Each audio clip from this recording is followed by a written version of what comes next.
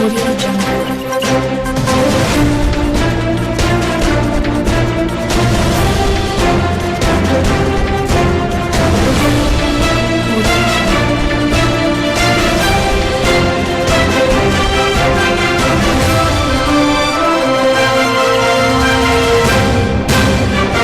Vous suivez Michapi Voice Télévision, mesdames et messieurs, c'est l'heure de votre journal télévisé en français. Au sommaire, affaire Bukangalozo, la Cour constitutionnelle appelée à respecter scrupuleusement les dispositions de la Constitution, accordant à l'Assemblée nationale le pouvoir exclusif d'autoriser les poursuites contre un député national dans l'exercice de ses fonctions.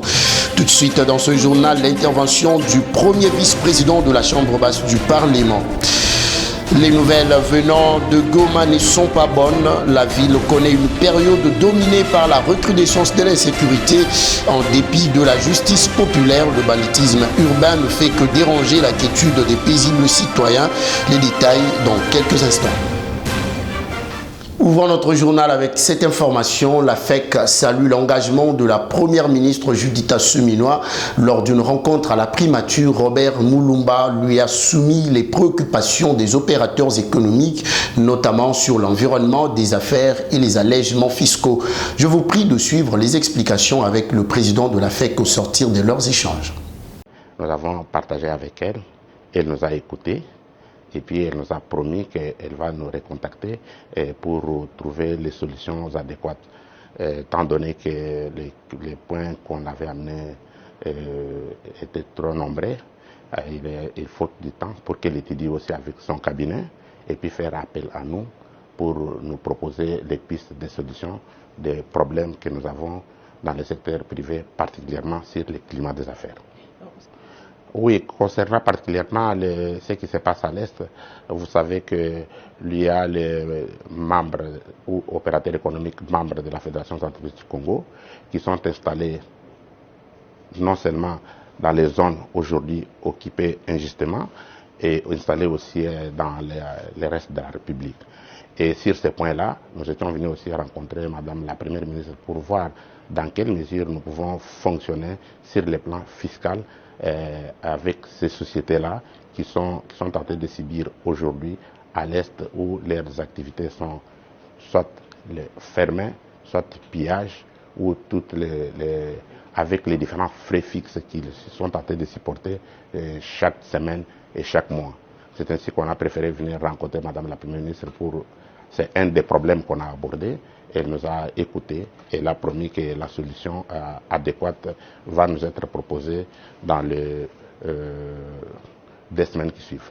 Un autre sujet d'actualité, c'est aussi le vice-premier ministre, ministre de l'Intérieur, Chabani Louko, qui renforce le dialogue dans les provinces de Maniema, Sankourou, Mongala et Kasaï oriental. Il a donné des orientations aux responsables locaux pour apaiser les tensions conformément à la vision du chef de l'État congolais, Félix-Antoine Tshisekedi Tshilombo. Nous avons échangé avec l'autorité et aujourd'hui, il nous a encore rappelé, on a fini.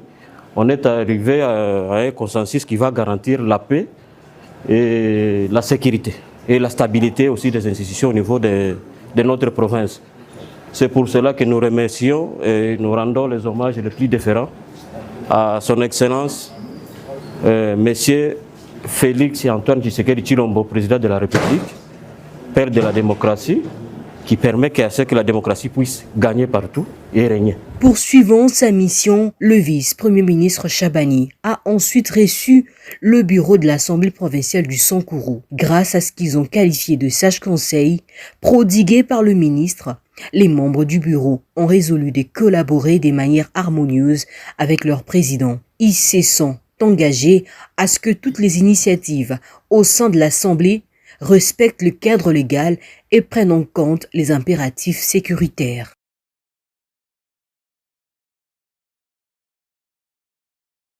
Nous avons eu un premier entretien avec Excellence. Il s'est en suivi du deuxième entretien dans lequel il y a eu des clauses. Et donc, Excellence, Monsieur le ministre de l'Intérieur nous a demandé de rentrer chez nous au Sankourou et continuer avec les démarches en cours, mais tout en préservant bien évidemment la sécurité. Dans le même esprit, les représentants des provinces de la Mongala et du Kasaï oriental ont été sensibilisés par le vice-premier ministre Chabani à l'importance cruciale de la stabilité institutionnelle. Ce dernier a insisté sur la nécessité de mettre de côté les querelles politiques pour privilégier l'intérêt supérieur des provinces.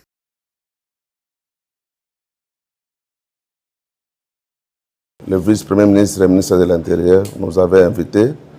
Et comme il s'agissait d'une consultation, c'est à la recherche toujours de la paix. Il nous a prodigué des sages conseils tenant compte de la situation sécuritaire du pays.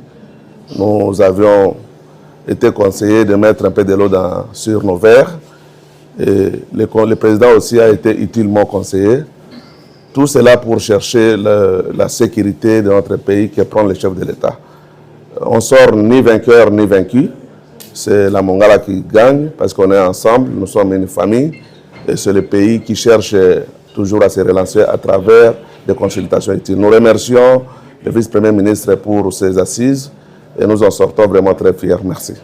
Je l'ai dit au sommaire, affaire Bukangalozo, le bureau de l'Assemblée nationale a saisi la Cour constitutionnelle, rappelant que seule la plénière est habilitée à autoriser les poursuites contre un député. Le premier vice-président Chilumbai clarifie la position de la Chambre basse du Parlement. Suivez. Sur la demande de la plénière, le bureau de l'Assemblée a procédé à toutes les diligences utiles pour faire parvenir le point de vue de la plénière à la Cour constitutionnelle. Donc, sous la signature de l'honorable président de l'Assemblée nationale, une correspondance avait été adressée à la Cour lui rappelant la nécessité de respecter les prescrits de notre Constitution qui confère à l'Assemblée nationale le pouvoir seul d'autoriser les poursuites contre un député national ainsi investi de cette qualité. Et je pense que c'est de cela que vous aviez parlé lors de la plénière passée. Et c'est ce qui a été fait avec, bien sûr, cette évidence qui n'est pas interdite à la plénière ou aux membres individuels de prendre des initiatives, mais pour autant que la Cour ait été saisie, nous pensons qu'il est de bon droit que l'on attende sa réaction. Voilà un peu ce que je peux vous dire à propos de cette motion. Et je crois que le message est bien parvenu au bureau et le premier a été bien suivi parce que la correspondance a suivi dans un délai très très record. Voilà, honorable, ce que je peux vous dire là-dessus. La procédure, avancée, honorable Élysée. Parlons de l'hôtel de ville qui a démoli ce matin l'espace Bibouala à Bon Marché. Nous sommes justement là dans la commune de Barumbu, érigé sur un site réservé à un projet d'infrastructure. Des membres de l'équipe Daniel Bumba étaient sur place. Chancela Kombandi. Le gouvernement provincial de la ville-province de Kinshasa a procédé ce vendredi demain à la démolition des constructions anarchiques situées. Cet espace récréatif était construit sur l'emprise publique où un projet d'infrastructure est prévu. Quelques membres de l'équipe de Daniel Bumba étaient présents. Ces démolitions s'inscrivent dans le cadre d'une opération de lutte contre les parkings sauvages et l'usage illégal des emprises publiques comme arrêts pour taxis et bus. Sur place, maisons d'habitation, hôtels de fortune, terrasses, maisons de culte, tout a été rasé par les engins lourds déployés par l'hôtel de ville pour cette opération. En effet, cet espace Biwala, désormais libéré, connaîtra déjà un début de réaménagement afin de servir dans les tout prochains jours d'aire d'arrêt pour les voitures et motos qui stationnent jusque-là sur les routes causant d'importants embouteillages. Selon le gouvernement provincial, au-delà de la volonté de remettre de l'ordre dans cette zone, les travaux en cours visent également à faciliter l'assainissement de la ville. De retour de Kinshasa où il séjournait pour raison de service, le gouverneur de l'Ituri sous état de siège, le lieutenant-général Luboya Nkashama Johnny, a regagné la ville de Bunia ce jeudi. Ce déplacement visait à recevoir de nouvelles orientations de sa hiérarchie en vue de la gestion sécuritaire de la province. La réapparition à Bunia du lieutenant-général Luboya Nkashama Johnny, gouverneur militaire de l'Ituri sous état de siège, intervient après près de 3 semaines à Kinshasa pour recevoir de nouvelles orientations de sa hiérarchie. Accueilli officiellement le jeudi 1er mai 2025 par les autorités militaires et civiles de la province, son retour symbolise autant la poursuite d'une posture martiale que la volonté d'ancrer davantage la ligne du gouvernement central au cœur de l'Ituri. De sa descente d'avion, le gouverneur n'a pas tardé à rappeler la population que personne n'a demandé aux Ituriens d'aimer ma présence ici et que s'ils ont de preuves de manquements dont l'armée s'est donné le preuve et le lendemain je suis parti. Qui leur a demandé d'aimer ma présence? Ils aiment ma présence ou ils n'aiment pas ma présence. Le problème, c'est que si je commets une faute et si j'ai des problèmes, ils ont des preuves, vous connaissez la procédure. Chez nous, dans l'armée, c'est comme ça. Donnez les preuves et dites que ce monsieur a fait ça. Le lendemain, je suis parti.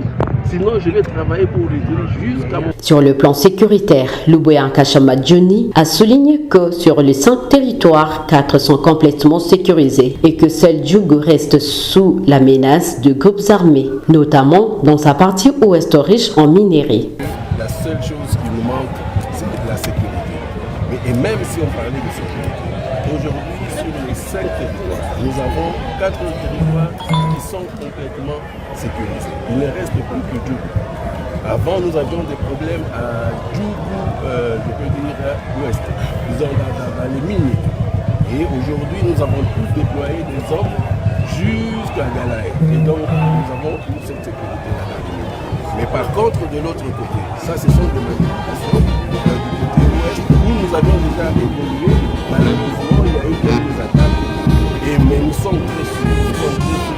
Si ces progrès sont louables, ils ne doivent pas masquer le défi persistant, la consolidation de la paix à Djougou, la restitution de l'autorité de l'État dans les zones rurales et la réconciliation avec les communautés locales.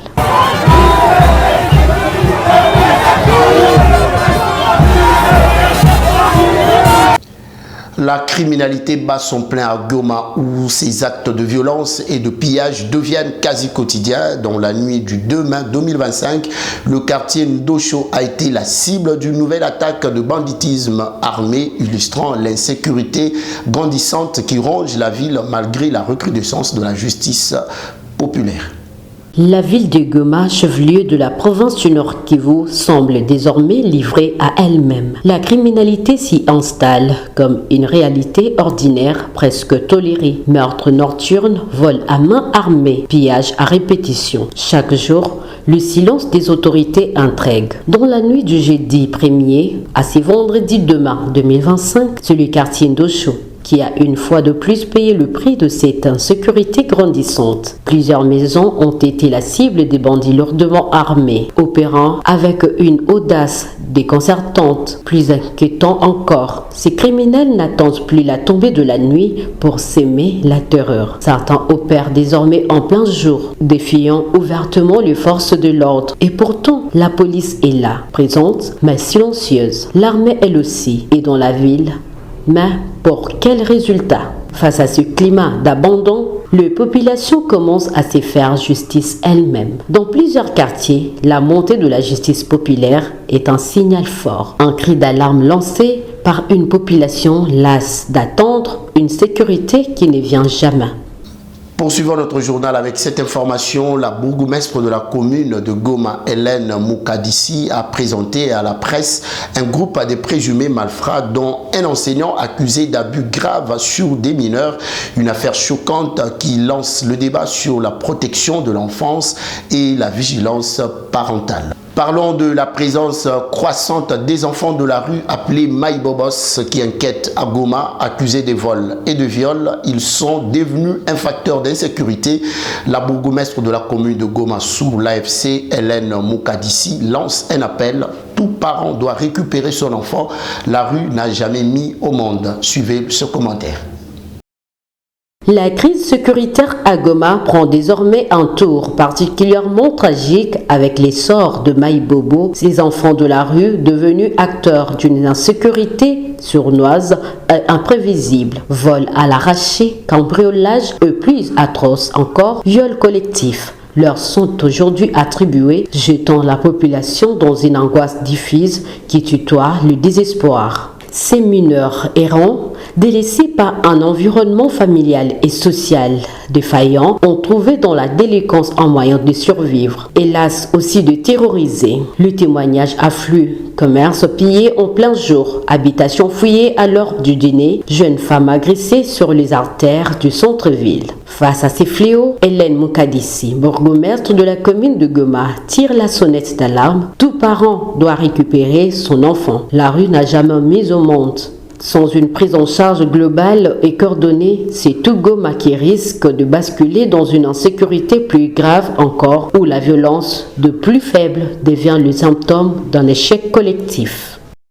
Prenons cette actualité, mais en bref, le pont Semouli offert par la MONUSCO est en pleine réhabilitation par l'Office des routes. Les travaux lancés le 29 avril devraient durer 2 semaines. La circulation entre Butembo, Beni et Kassindi est interrompue, provoquant une hausse de prix de produits de première nécessité importés à partir de l'Ouganda. Les autorités ont fixé un prix plafond de 3 900 francs pour les carburants afin de lutter contre la spéculation. Direction Congo central pour finir. Le gouverneur Grace Bilolo a rendu visite aux victimes des violences des Kuluna et aux familles touchées par des attaques à la ferme, exprimant sa solidarité à la population de cette province. Le commentaire de votre rédaction. Le gouverneur s'est d'abord rendu au centre hospitalier Célébrant, puis à l'hôpital général de référence de Boma. Sur place, il a échangé longuement avec le médecin directeur et visité plusieurs parents. Un soutien financier conséquent a été remis pour assurer la prise en charge des malades et protéger à leurs besoins. Poursuivant sa tournée, le gouverneur a visité une résidence du lotissement ferme récemment ciblée par une attaque criminelle. Il s'est ensuite rendu dans le quartier Kikuku, dans la zone des terres rouges, pour rencontrer la famille du jeune homme dont la mort tragique à Soiko avait récemment provoqué des tensions entre la police et la population. Profondément touché par cette situation, Grace Bilolo a promis de prendre en charge les obsèques du défunt et a remis une enveloppe substantielle à la famille pour subvenir à ses besoins immédiats. Cette journée sur le terrain s'est achevée avec son retour à Matadi. Pour cette démarche de proximité, le gouverneur réaffirme son engagement en faveur de la sécurité des citoyens et son soutien aux familles éprouvées.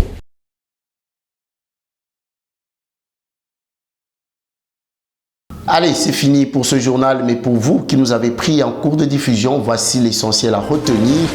Affaire Bukanga-Lonzo, la Cour constitutionnelle appelée à respecter scrupuleusement les dispositions de la Constitution accordant à l'Assemblée nationale le pouvoir exclusif d'autoriser les poursuites contre un député national dans l'exercice de ses fonctions. Vous avez suivi le message du premier vice-président de la Chambre basse du Parlement. Les nouvelles venant de Goma ne sont pas bonnes. La ville connaît une période dominée par la recrudescence de l'insécurité. En dépit de la justice populaire, le banditisme urbain ne fait que déranger la quiétude de paisibles citoyens. Vous avez suivi les détails dans ce journal. L'actualité continue sur Michapi Voice Télévision. Au revoir.